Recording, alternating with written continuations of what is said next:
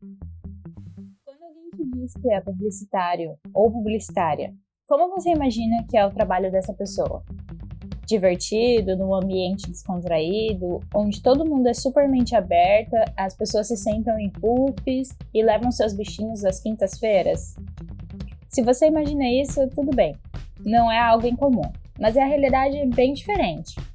Bom, o que a gente tem visto é que na mídia o publicitário geralmente é representado de uma forma glamourizada, né? Alguém que é bastante criativo, que vive em agências onde tem muitos estímulos à criação, mesa de ping-pong, cervejas e happy hour, e, enfim, é um lugar muito dinâmico, colorido, etc.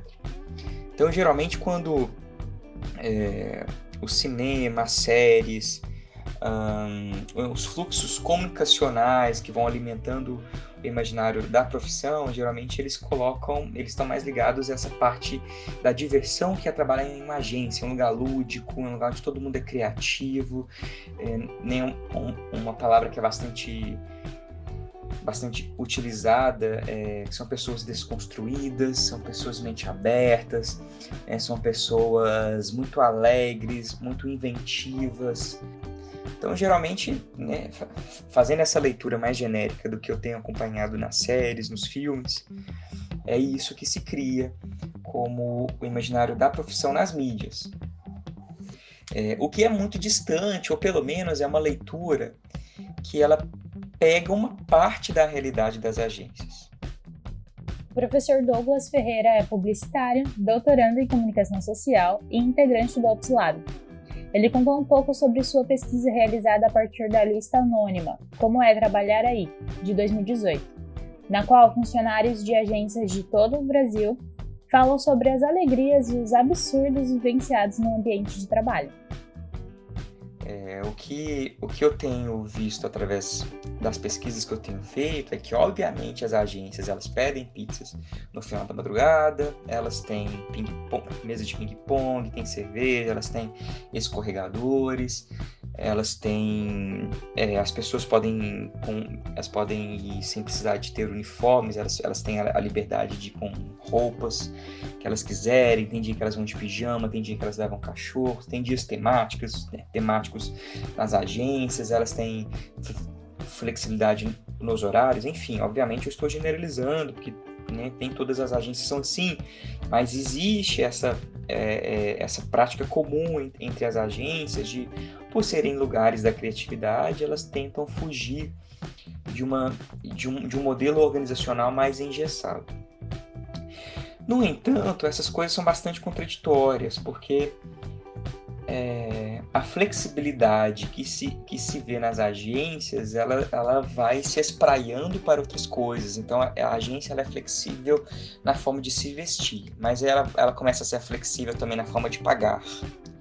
Ela começa a ser flexível nos direitos trabalhistas, ela começa a ser flexível no que ela vai pagar na carteira de trabalho, ela começa a ser flexível com os horários de trabalho das pessoas. Então, é uma flexibilidade meio que enganosa, porque não é que a flexibilidade ela seja ruim, é uma coisa que os trabalhadores sempre reivindicaram, assim, ter um tempo flexível de trabalho, poder chegar numa hora diferente do que as outras pessoas a partir das suas rotinas, né? A gente olha, né, para as mulheres, por exemplo, que são mães ou que precisam buscar as crianças nas escolas. Então, as rotinas flexíveis de trabalho, elas têm um ponto positivo. O problema é que, ao abrir a flexibilidade, os empresários eles vão usando a flexibilidade em outros campos.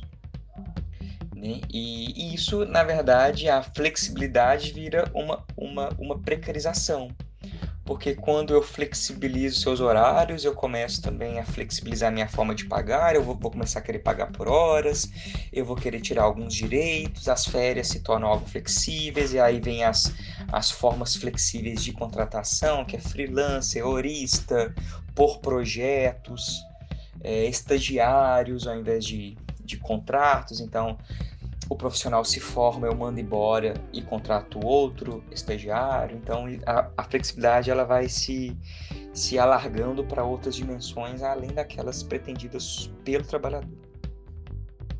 Assim, a pesquisa do professor aponta que as representações do publicitário na mídia não representam de fato a realidade.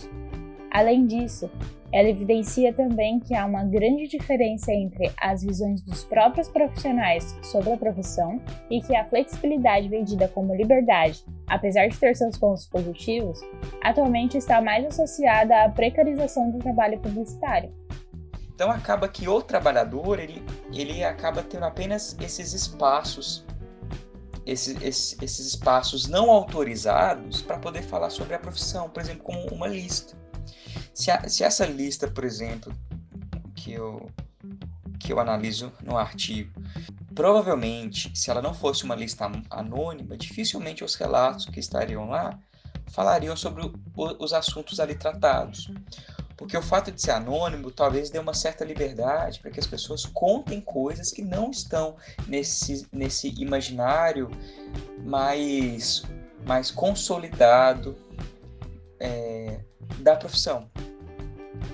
Então, acaba sobrando ao publicitário apenas esses espaços de resistência que são bastante limitados aos próprios profissionais ligados a essa área. Então, enquanto o grande público ainda parece ter acesso a uma visão glamourizada da publicidade, que são esses pontos legitimadores da profissão, né? O publicitário ganha prêmios, ele viaja o mundo, ele é uma pessoa criativa, desconstruída, ele entende de arte, ele entende de planejamento, enfim, esses pontos todos que o Everardo Rocha identificou em 1985 e, ao meu ver, ainda são relevantes para poder legitimar a profissão, somados, obviamente, a umas coisas mais novas, aí, a tecnologia, né, que é uma coisa mais recente, etc. As tecnologias digitais, né, é uma coisa mais recente. Então, sobra ao profissional da área, ao que vive o dia a dia da agência, poucos espaços onde ele possa realmente mostrar, olha, não é bem assim, né? Uma coisa é o que se diz sobre a profissão, outra coisa é a nossa vivência. Como o professor falou, os espaços são poucos, mas como mostrar para as pessoas que a vida nas agências nem sempre é igual àquela representada na mídia? Uma maneira de fazer isso é compartilhar relatos sobre a sua profissão. Por isso, se você é publicitário ou publicitária, o OpsLab te encoraja a contar um pouco mais sobre o seu dia a dia no trabalho. Assim, aos poucos vamos mostrando que as experiências na publicidade são diversas e algumas delas precisam ser problematizadas. Eu sou a Isadora Minarini e esse foi mais um Minuto Ops. Se você quer saber mais sobre o laboratório, nos acompanhe no Instagram, @opslab.ufmt, ou no nosso site, www.opslab.com.br. Até mais!